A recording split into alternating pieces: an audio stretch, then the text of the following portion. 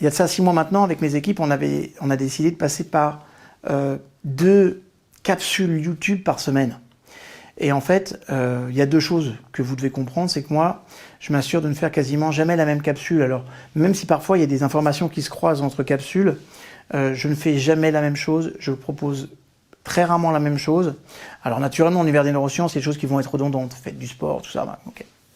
Mais à chaque fois, je m'assure que ce soit une capsule différente pour que l'information elle entre de façon différente. Ça demande beaucoup de temps, d'investissement. Donc sachez que chaque fois que vous m'encouragez ou chaque fois que vous partagez, likez, et ben c'est pour moi une vraie raison d'être de continuer à vous donner cette matière et ça me touche beaucoup. Et du coup, ça m'encourage encore plus à faire ces recherches. Et croyez-moi, j'ai beaucoup de matière à vous donner. Alors aujourd'hui, je vais parler d'un sujet qui nous concerne tous. Moi, personnellement, c'est très difficile quand je me déplace, que je me déplace beaucoup, et de manger sainement tout le temps, c'est assez compliqué pour moi. Donc, surtout que j'ai essayé de... Non, j'ai pas essayé, j'intègre de plus en plus le vegan dans ma vie, c'est-à-dire je mange de moins en moins de protéines animales. Donc, quand on voyage, c'est pas simple. En plus, je mange cachère, c'est encore moins simple. Ok ? Donc, j'aimerais aujourd'hui vous parler d'un ou 2 impacts néfastes que peut avoir la malbouffe sur sur vous en règle générale. Bon, maintenant, on sait bien, vous et moi, que les aliments qui appartiennent à la malbouffe, alors c'est quoi les aliments qui appartiennent à la malbouffe? Ce sont des aliments qui sont à forte teneur en graisse et en sucre, et on sait que c'est mauvais pour la santé, d'accord? Mais on les introduit souvent en douce dans notre alimentation. Parfois d'ailleurs, on a l'impression que notre cerveau veut que nous mangions une barre de chocolat ou que nous finissions toute une pizza. Les neuroscientifiques, comme moi, ont étudié les effets de ces aliments sur le cerveau, ce qui nous aide à comprendre comment les régimes alimentaires peuvent affecter le fonctionnement du cerveau. Et ça, c'est super bien. Donc, j'ai décidé de vous faire une série comme ça de vidéos, notamment sur la santé, sur la longévité, et puis je vais faire aussi pas mal de liens entre l'axe intestin-cerveau. Parce que c'est une grosse demande de votre part. Souvent, beaucoup de personnes m'ont dit que tu pourrais nous en dire plus sur le deuxième cerveau, le lien qu'il a avec le premier.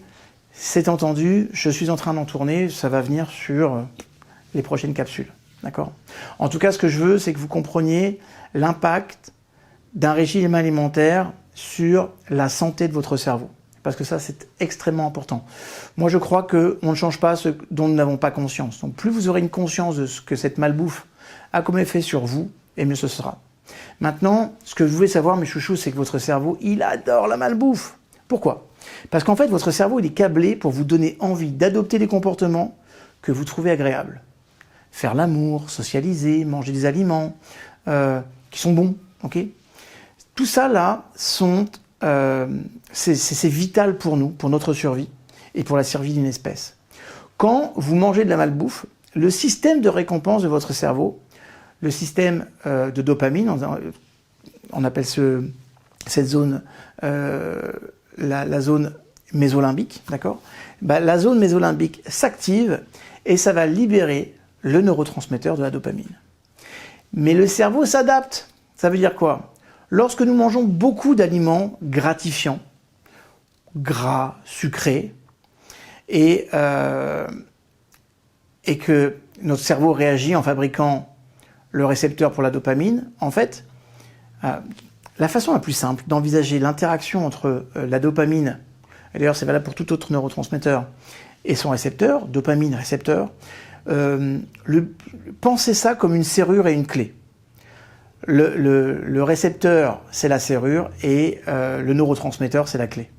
La rotation de la clé va déclencher une impulsion neuronale. Quand nous fabriquons davantage de récepteurs de dopamine, nous devons manger davantage de récompenses, des aliments pourris. D'accord ? Le but, c'est d'obtenir la sensation de c'est bon, ok ? C'est pareil pour les toxicomanes qui vont développer une espèce de tolérance aux drogues. Plus vous allez manger, plus vous allez devoir en manger. Parce que le cerveau veut que nous mangions des aliments savoureux et il en veut plus encore et encore et encore. Et c'est comme ça qu'on rentre dans l'obésité. Autre chose que vous devez comprendre, c'est que la malbouffe attire notre attention et ça nous rend impulsifs. Notre attention, elle est attirée par ce qui nous fait du bien. Et dans un monde plein de malbouffe, c'est très difficile de résister aux tentations sucrées. Regardez, il y en a partout autour de nous. Le centre de décision du cerveau, le cortex préfrontal, ok, contrôle notre comportement. Maintenant, comprenez, manger trop de malbouffe peut nuire au fonctionnement du cortex préfrontal. Et du coup, ça peut conduire à des comportements impulsifs, à de mauvaises prises de décision, franchement dommage. Et parmi ces mauvaises prises de décision, vous allez voir par exemple, je vais exploser un paquet de biscuits alors que j'aurais pu avoir le temps de me préparer un bon repas. D'accord ? Donc, c'est difficile de lutter contre ces tentations parce qu'elles sont confrontées à l'emplacement stratégique. Okay ? Par exemple, regardez tous les bonbons qu'il y a devant les caisses de supermarché. Regardez tous les muffins que vous allez avoir quand vous prenez votre café. Juste là, vous payez votre café. Vous êtes juste rentré, vous, dans ce petit café là pour prendre un café. Et pourtant, on a des croissants, on a des muffins qui sont là. Ou alors, on va avoir des belles publicités pour du fast-food. Okay ? Regardez par exemple comment on a pu associer à Red Bull des mecs qui sont des sportifs de haut niveau extrême et qui prennent du Red Bull. Mais croyez-moi, ces mêmes sportifs de haut niveau extrême ne prennent pas de Red Bull. Okay ? Parce qu'en fait, ça rend tellement nerveux, c'est tellement pas bon que vous risquez vraiment, quand vous êtes à ce niveau-là, de faire l'impasse sur votre belle conscience. D'accord ? Mais c'est comme ça qu'on vous vend de la malbouffe. Et en fait, tous ces éléments nous poussent à vouloir ces aliments. Et du coup, ça peut être extrêmement difficile d'y résister. On peut le comprendre. Il y a aussi une chose que vous devez comprendre, c'est que la malbouffe, elle peut altérer votre mémoire de façon très sérieuse. Les niveaux élevés de sucre raffiné, de graisse saturée dans les aliments malsains vont entraîner un état d'inflammation dans le cerveau qui va endommager les cellules cérébrales. Par exemple, on sait que les rats qui se sont gavés de boissons sucrées, de gâteaux ou de biscuits pendant seulement 5 jours, juste 5 jours, présentaient des signes d'inflammation de l'hippocampe et avaient du mal à se souvenir. Je vous rappelle, l'hippocampe, c'est le centre de la mémoire du cerveau et c'est vital, cet hippocampe, pour la mémorisation de nouvelles informations. Donc les neurones de l'hippocampe forment des connexions qui sont constamment réorganisées. Et c'est grâce à l'hippocampe, en fait, qu'on va créer un processus qui s'appelle la neuroplasticité. Et c'est ce processus qui nous permet d'apprendre, de former des souvenirs en réponse à ce qui est en train d'arriver dans notre vie, okay, par rapport aux informations qui arrivent, et faire face à un monde dynamique. C'est aussi cette neuroplasticité qui va me permettre l'adaptation, comme je disais tout à l'heure, la prise de décision, nos capacités d'apprentissage, bref, notre évolution. Donc comprenez que les régimes alimentaires qui sont remplis de malbouffe réduisent également les principales substances chimiques du cerveau nécessaires à la neuroplasticité. Et c'est ça qui va notamment altérer la mémoire, mais tout ce que je viens de vous dire au préalable, d'accord ?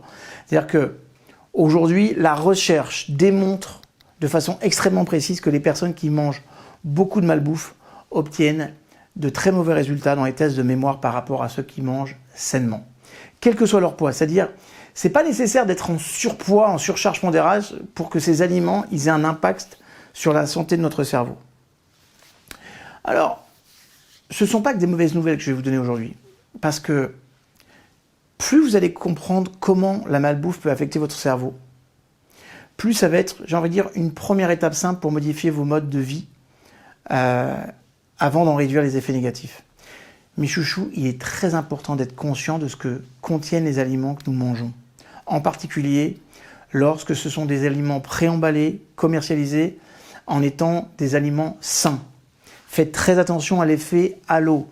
L'effet halo, c'est, on va dire qu'on va mettre une aura dorée sur le produit. Caprice à deux, caprice des dieux. C'est-à-dire, on va faire un lien entre quelque chose d'hyper spirituel, la foi, et un fromage. D'accord ? Je ne suis pas sûr que ça soit vrai. D'accord ? On va vous étiqueter des produits en commerce équitable, à forte teneur en zinc, du bio. Aujourd'hui, tout est bio. On pense que parce que c'est bio, c'est pas chargé de sucre. Parce que c'est bio, parfois c'est super chargé de sucre. Autre rappel, mes petits chats. Faire de l'exercice et manger sainement, c'est essentiel pour maintenir notre cerveau et notre corps en super forme. Donc, une fois encore, traitez cette hygiène de vie. Maintenant, je sais que il n'est pas toujours facile de manger sainement. Je le sais pour le vivre assez régulièrement. Maintenant, comprenez que si plus de 30% de votre alimentation est composé de cette malbouffe, vous avez à terme avoir des difficultés de santé. C'est quasiment une obligation. C'est-à-dire que, une fois encore, je vous invite à vous rappeler que dans ce corps, il y a une étincelle divine. S'il y a une étincelle divine, c'est que ce corps, c'est un temple. Vous devez le traiter comme ça. Est-ce que vous entreriez dans une mosquée, une synagogue, une église, un temple bouddhiste ou shinto avec des poubelles? Ça ne vous viendrait même pas à l'esprit. Alors, faites très attention à ce que vous faites rentrer dans votre corps. Vous savez, faire attention à ce que je fais rentrer dans mon corps pour faire rentrer quelque chose de sain, c'est la première clé du respect de soi. Le respect de soi, c'est la première clé d'une démarche d'estime de soi. Et dans ce respect de soi, il y a 3 choses qu'on doit respecter. La nourriture que l'on fait rentrer en soi, les pensées que l'on fait rentrer à l'intérieur et la façon dont on nettoie tout ça, c'est-à-dire notre hygiène. Donc c'est des piliers extrêmement importants et c'est important que de temps en temps on fasse un rappel là-dessus. D'accord? Donc même si c'est difficile, il est toujours possible de faire attention à ce qu'on mange et limiter les dégâts. Maintenant, si de temps en temps vous faites une malbouffe, vous en mourrez pas. D'accord? Il faut juste pas que ça soit une habitude de fonctionnement. Ok mes chouchous? Dernière chose, je vais vous engager. Ouais, je vais vous engager. En fait, je vais vous demander un engagement. Voilà ce qu'on va faire. Vous allez choisir un aliment que vous savez être de la malbouffe et que vous prenez. Ok? Et vous allez l'éliminer de votre vie et vous allez prendre l'engagement ici de l'éliminer. Venez, on fait ça. Tous ensemble. On prend chacun un engagement de prendre un aliment et de l'éliminer de notre vie. D'accord? Donc, allez-y mollo. Choisissez quelque chose dont vous savez pouvoir vous séparer relativement facilement. Ok? Et commencez par ça. C'est très important. Juste pour que vous preniez l'habitude de se dire, je vais faire rentrer des choses en conscience dans ma vie. Partagez, likez, s'il vous plaît, parce qu'en fait, il y a plein de personnes qui mangent mal et qui pourraient avoir intérêt de comprendre que la malbouffe, ça affecte directement cette structure de notre cerveau qui peut nous permettre de nous réaliser. Vous savez pourquoi j'ai pris le parti pris sur cette chaîne de vous donner... Naturellement, je donne des clés sur le développement personnel. Mais chaque fois que je vous parle du cerveau, vous comprendrez que je vous parle du cerveau parce que c'est la pierre angulaire de tout. Okay? C'est la machine qui dirige tout. Donc tu veux réussir en affaires, tu veux réussir à faire du sport, tu veux te réaliser, tu veux mieux communiquer, tu veux avoir plus de leadership, super. Tu veux changer, génial. Mais si ton cerveau n'est pas opérationnel, ça ne servira à rien parce que tu auras des grandes idées, tu auras des programmes potentiels de folie, mais quand tu vas les mettre dans la boîte, ça ne réagira pas. Parce qu'il n'y a pas l'énergie suffisante pour faire marcher la machine. Comprenez ça? Donc c'est la raison pour laquelle cette chaîne devrait être en priorité sur toutes vos chaînes de YouTube, mes chouchous.